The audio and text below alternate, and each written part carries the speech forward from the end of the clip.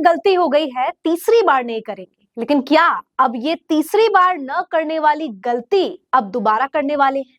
मैं बात कर रही हूं नीतीश कुमार की। नमस्कार, मेरा नाम है मेघा और आप देख रहे हैं DS4 न्यूज।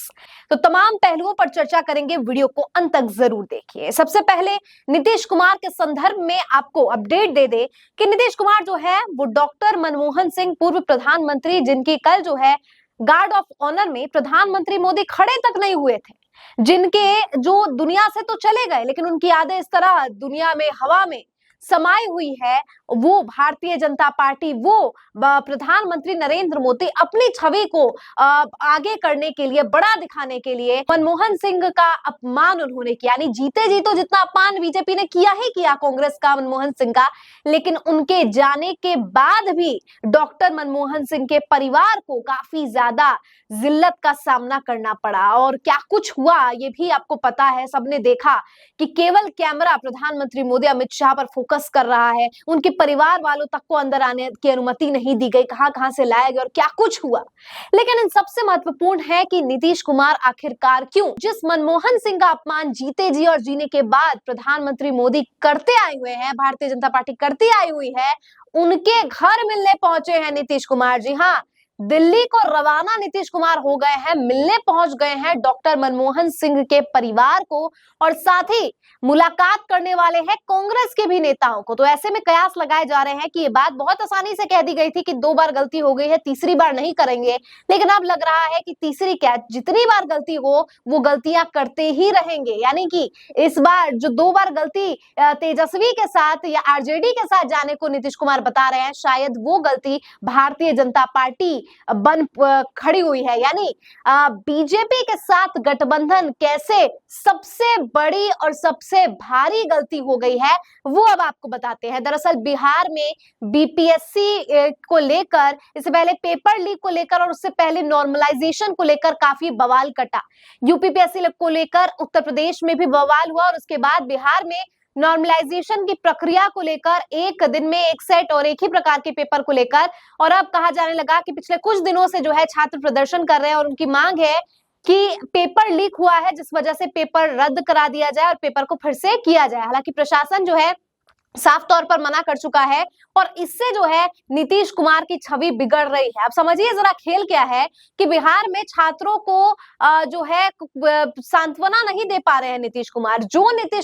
जो जेडीयू, समाजवादी आंदोलन, राम मनोहर लोहिया के आंदोलन और बहुत उस समय जिस प्रकार के आंदोलन हुआ करते थे उससे उपजा है, छात्रों के आंदोलन से उपजा है, वो वही पार्टी आज छात्रों की बातों को ध्यान नहीं दे रही है। तो ऐसे में ये बुरा जो है वो नीतीश कुमार और जेडीयू के लिए होने वाला है। इससे भारतीय जनता पार्टी को कोई फर्क नहीं पड़ने वाला है, क्योंकि बिहार में मुख्यमंत्री नीतीश कुमार है और चुनाव में नीतीश कुमार का नाम बदनाम होने वाला है।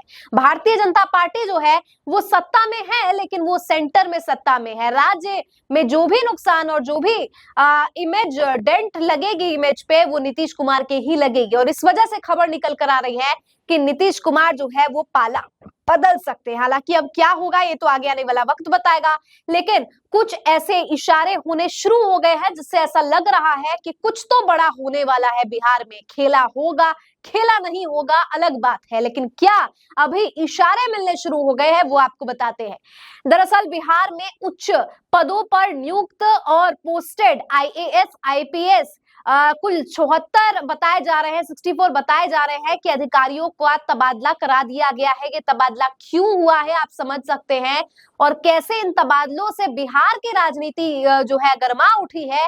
बिहार में सियासी खिचड़ी भी पकनी शुरू हो गई है कि एक तरफ मुलाकात होनी है कांग्रेस के नेताओं से, दूसरी तरफ छात्रों का प्रदर्शन भी है, अपने इमेज पर भी डेंट नीतीश कुमार इस वक्त नहीं लगा सकते, और तीसरी तरफ कैसे तबादला भी हो रहा है अफसरों को। और ये तब तबादले हुए हैं, ये तब ये सब कुछ हुआ है जब केंद्र जो है नीतीश कुमार कुछ बड़ा करते हैं केंद्र के साथ। अब आपको बता दे कि बीपीएससी को लेकर जो माहौल पूरे बिहार में बना हुआ है, बीजेपी ने वहां पे भी सोचा कि कुछ ना कुछ हम कर दे। देखिए प्रशांत किशोर वहां पर गए छात्रों का उत्साह बढ़ाने के लिए, लेकिन जब पुलिस के डंडे पड़े तो प्रशांत किशोर एकदम पतली गली से निकलते हुए नजर आए। माना जाता है कि प्रशांत किशोर को कोई भी फंड कर दे वो बीजेपी के बी टीम की तरह ही काम करते हैं, कहा जाता है। और ऐसे में प्रशांत किशोर मसीहा बनने चले थे, लेकिन छात्रों ने उन्हें जो है कह दिया कि आप जो है राजनीति न करें। अब समझने वाली ये बात है कि नीतीश कुमार ने यहाँ पर कुछ नहीं किया, लेकिन भारतीय जनता पार्टी प्रशांत किशोर के जरिए जो है छात्रों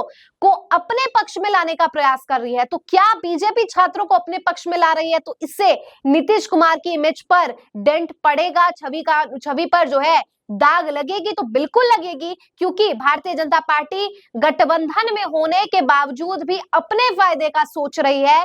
बीपीएससी के मुद्दे पर राजनीति भारतीय जनता पार्टी कर रही है और इससे खासा नुकसान जेडीयू को होने वाला है।